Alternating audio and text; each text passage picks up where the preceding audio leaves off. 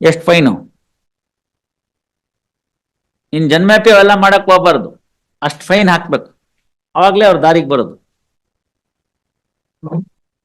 Number 31. Sriram, Sriram. Timmappa Naik. ಏನ್ conviction S P P ಅವರೇ? Lord 355 ಇದೆ ಮಲಾಡ್. 2 years ಕೊಡ್ಬೇಕಿತ್ತು, 6 months ಕೊಟ್ಟಿದ್ದಾರೆ. ನಾನೇನ್ ಮಾಡಕ್ಕಾಗತ್ತೆ? ನೀವು ರಿವಿಷನ್ ಹಾಕ್ಬೇಕಲ್ಲ.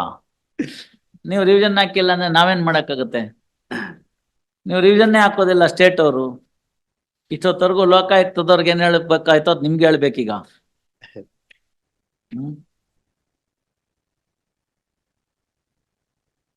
ಎಸ್ ಹೇಳಿ ಇವ್ರೆ. Offenses alleged are 341, 355, 504 and 506. ಒಂದು ದರ್ಗಾ ಇದೆ, ದರ್ಗಾ ಹಜರತ್ ಕಂಬಲ್ ಪೋಷ್ ಅಂತ, which comes under the Waqf board. ಹೌದು. 2012 ಅಲ್ಲಿ ಒಂದು ರಿಟ್ ಪಿಟಿಷನ್ ಫೈಲ್ ಮಾಡ್ತಾರೆ. ಸರಿ. The accused herein. ಆ ರಿಟ್ ಪಿಟಿಷನ್ ನಲ್ಲಿ ಇಲೆಕ್ಷನ್ ಆರ್ಡರ್ ಆಗುತ್ತೆ. ಆ ಇಲೆಕ್ಷನ್ ಆರ್ಡರ್ ಆದಾಗ ನಾಮಿನೇಷನ್ಸ್ ಮತ್ತೆ ಕೊಡೋದು, ಅಬ್ಜೆಕ್ಷನ್ಸ್ ಯಾರಾದ್ರೂ ಕೊಡಂಗಿದ್ರೆ ಕೊಡಿ ಅಡ್ಮಿನಿಸ್ಟ್ರೇಟರ್ಗೆ ಅಂತ ಹೇಳಿರ್ತಾರೆ.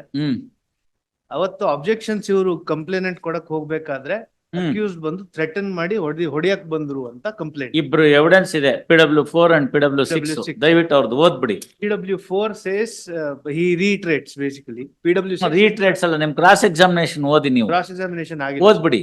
ಕ್ರಾಸ್ ಎಕ್ಸಾಮಿನೇಷನ್ ಮಾಡಿಲ್ಲ. ಯಾಕೆ ಮಾಡ್ಲಿಲ್ಲ? Advocate was not present on that day.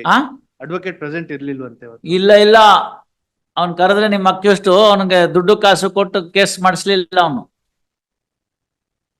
ಲಾಯರ್ಗೆ ಟಕಾಯಿಸ್ಬಿಟ್ಟ. ಅವನು ಅಲ್ಲಿ ಬರ್ದಿದ್ದಾರೆ ನೋಡಿ, ಆರ್ಡರ್ ಶೀಟ್ ತೆಗೆದು ನೋಡಿ, ರೆಲೆವೆಂಟ್ ಡೇದು ತೆಗೆದು ನೋಡಿದ್ದೀರಾ? ನೋಡಿ, ಬೇಕಾದ್ರೆ ಟ್ರಯಲ್ ಕೋರ್ಟ್ ರೆಕಾರ್ಡ್ ಕೊಡ್ತೀನಿ, ನೋಡಿ ಅಲ್ಲಿದೆ, ನೋಡಿ ಸ್ವಲ್ಪ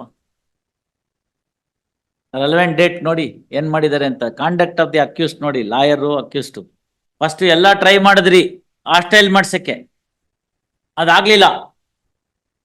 ಆಮೇಲೆ ಟ್ರಯಲ್ಗೆ ಬಂತು, ಅಲ್ಲಿ ಟೈಮ್ ಕೇಳಿದ್ರಿ, ಕೊಟ್ಟಿದ್ದಾರೆ.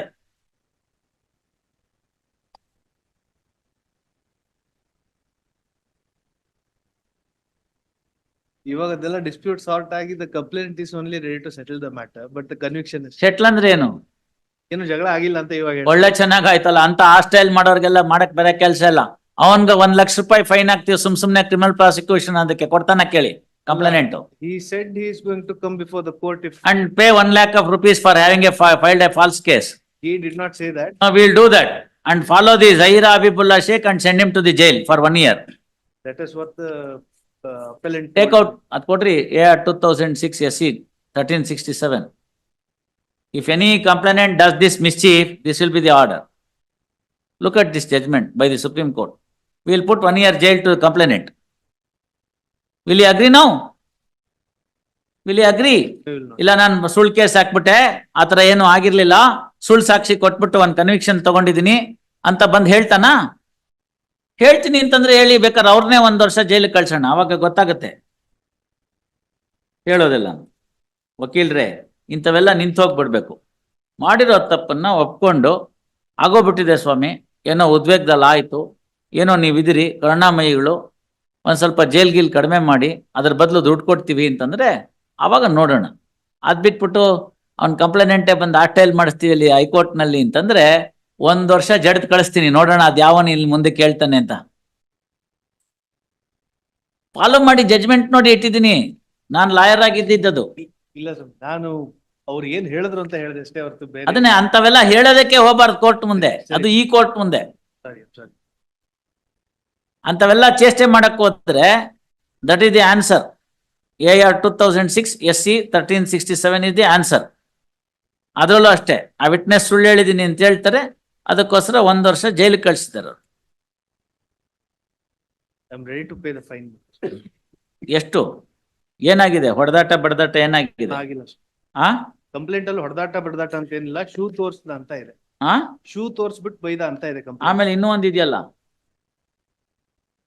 ಜೀವ ತೆಗಿತೀನಿ ಅಂತ ತಂದಿದ್ದಿದೆ, ಹೇಳ್ದ ಅಂತ. ಮತ್ತೆ ಇಲ್ಲ ಅಂತ ಹೇಳ್ತೀರಿ ನೀವು. ಹೊಡೆದಾಟ ಅಂತ ಏನಾಗಿಲ್ಲ, ಜಗಳ ಆಗಿದೆ ಅಷ್ಟೇ, ಮಾತಾಗಿದೆ ಅಂತ ಕಂಪ್ಲೇಂಟ್ ಇದೆ.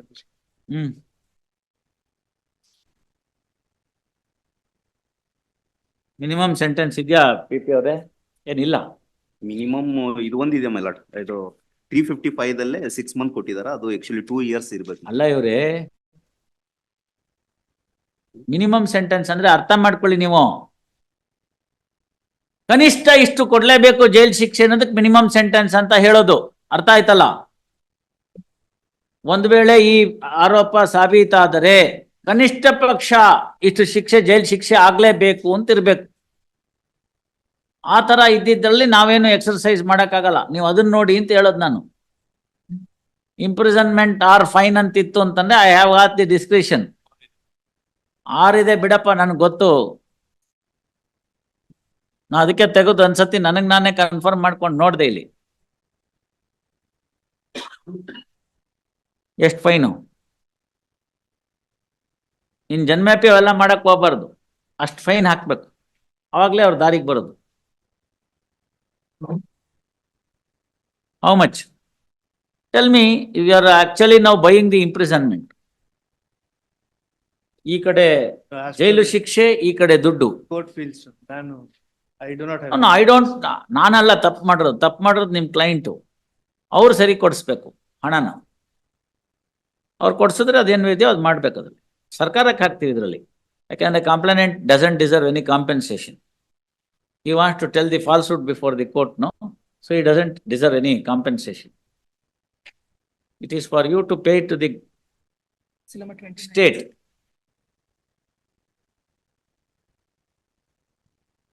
ಹೇಳಿ ಎಷ್ಟು ಅಂತ ಹೇಳಿ ಇವತ್ತು ಮುಗಿಸೋಣ. He's a mechanic by profession. Anything. No, I don't. ಸುಂಕದವ್ರ ಮುಂದೆ ಸುಖ ದುಃಖನ ಅಂತ ಗಾದೆ. ಮೆಕ್ಯಾನಿಕ್ ಅವೆಲ್ಲ ಅಂತವನಿದ್ದವನು ಸರಿಯಾಗಿ ಇರ್ಬೇಕಾಗಿತ್ತು. ಮೆಕ್ಯಾನಿಕ್ ಇತ್ತು ಅಂತಾನೆ ಮೆಕ್ಯಾನಿಕ್ ಗಾಡಿ ರಿಪೇರಿ ಮಾಡ್ಕೊಂಡು ಇರ್ಬೇಕಾಗಿತ್ತು. ಹೋಗ್ಬಿಟ್ಟು ಗಲಾಟೆ ಮಾಡು ಅಂತ ಹೇಳಿದ್ಯಾ ಸರ್? ಮೆಕ್ಯಾನಿಕ್ ಅಂತ ಅನ್ಬಿಟ್ಟು ಅಥವಾ ಇನ್ನೇನು ಅನ್ಬಿಟ್ಟು ಅವ್ರಿಗೆಲ್ಲ ಯಾರಿಗೂ ಲೈಸೆನ್ಸ್ ಇಲ್ಲ ಇಂಥ ಹಲ್ಕ ಕೆಲಸ ಎಲ್ಲ ಮಾಡಕ್ಕೆ. ರೌಡಿಸಮ್ ಇದೆಲ್ಲ. ಬೇರೆ ಯಾರು ಅಲ್ಲ, ನಿಮ್ ಧರ್ಮಗುರುಗಳಿಗೆ ನೀವು ಮಾಡಿದ್ದೀರಾ. ವಕ್ಫ್ ಅಂತಂದ್ರೆ ಏನ್ ಮಾಡ್ತಿದ್ರಲ್ಲಿ? ಅಲ್ಲಿ ಒಂದು ಅಡ್ಮಿನಿಸ್ಟ್ರೇಟರ್ ಅಪಾಯಿಂಟ್ ಆಗಿದ್ರು ಸರ್. ಅಲ್ಲ ಇವರೇ, ದರ್ಗಕ್ಕೆ ನೋಡ್ಕೋತಾ ಇದ್ರು ಅವರಲ್ಲಿ. ದರ್ಗಾದ ಕಮಿಟಿ ಮೆಂಬರ್ಸ್ ಇತ್ತು. ಹೌದಪ್ಪ, ಅದು ನೋಡ್ಕೋತಾ ಇದ್ರು. ದರ್ಗಾ ಅಂತ ಆಗ್ಬೇಕಾದ್ರೆ ಅಲ್ಲೊಬ್ಬರದ್ದು ಯಾರ್ದೋ ನಿಮ್ಮ ಹಿರಿಯರದು ಸ್ವಲ್ಪ ಮಹಾತ್ಮರಾಗಿರ್ತಕ್ಕಂಥವ್ರದ್ದು ಒಂದು ಸಮಾಧಿ ಇರುತ್ತೆ, ಅದ್ರ ದೇಖ್ಬಾಲ್ ಇರುತ್ತೆ, ಅದಕ್ಕೊಂದು ಉರುಸ್ ಆಗತ್ತೆ. ಅವಾಗ 4 ಆಣಿ 8 ಆಣಿ ದುಡ್ಡು ಬರುತ್ತೆ. ಯಾರಿಗೆ ಏನು ಇದಾಗಿರಲ್ವೋ ಅವರೆಲ್ಲರನ್ನು ಅಲ್ಲೋಗಿ ಬೇಡ್ಕೋತಾರೆ. ಅಲ್ಲಿರ್ತಕ್ಕಂಥ ಮಹಾಮಹಿಮರು ಅವ್ರಿಗೆ ಆಶೀರ್ವಾದ ಮಾಡ್ತಾರೆ. ಅದನ್ನ ಪ್ರೊಟೆಕ್ಟ್ ಮಾಡ್ಕೊಂಡು ಉರುಸ್ ಆಗೋ ತನಕ ದಿನ ನೋಡ್ಬೇಕಲ್ಲ. ಉರುಸ್ನಲ್ಲಿ ಎಲ್ಲರೂ ಬರ್ತಾರೆ, ಸ್ಯಾಂಡಲ್ ಸೇವೆ ಆಗುತ್ತೆ, ಮತ್ತೊಂದಾಗುತ್ತೆ, ಎಲ್ಲ ಆಗುತ್ತೆ. ಮಿಕ್ಕಿದ ದಿನ ಇನ್ನು ಅಲ್ಲಿ ತನಕ ಆಗೋ ತನಕ ಕಾಯೋ 1 ವರ್ಷ ಎಲ್ಲ ನೋಡ್ಬೇಕಲ್ಲ ಒಬ್ರು ಅಲ್ಲಿ ಎಲ್ಲಾನು. ಅದನ್ನ ಮಾಡೋದಕ್ಕಿತ್ತು, ಅದು ಸರಿಯಾಗಿ ಮಾಡಿರ್ಲಿಲ್ಲ.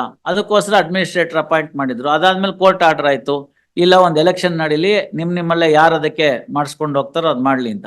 ಎಲೆಕ್ಷನ್ ನಡೆಯೋ ಟೈಮಲ್ಲಿ ಇವನು ರೌಡಿಸಮ್ ಮಾಡಿದಾನೆ. ಅದನ್ನ ಇವನೇ ಫೈಲ್ ಮಾಡಿದ್ದು petition. What ever it is, ಹೋಗಿ ರೌಡಿಸಮ್ ಮಾಡಿದಾನಲ್ಲ. ಎಲೆಕ್ಷನ್ ಆಗ್ಬೇಕು. How much fine? 10,000 rupees. No, that is too small a amount for the imprisonment. Tell me, by afternoon you tell me, we'll. 20,000. All right, 25,000. ಬರ್ಕೊಳ್ಳಿ. Hard. Counsel for revision petitioner. ನಮ್ಮ YouTube channel ಅನ್ನು subscribe ಮಾಡಿ ಹಾಗೂ Facebook ಮತ್ತು Instagram ಅನ್ನು follow ಮಾಡಿ.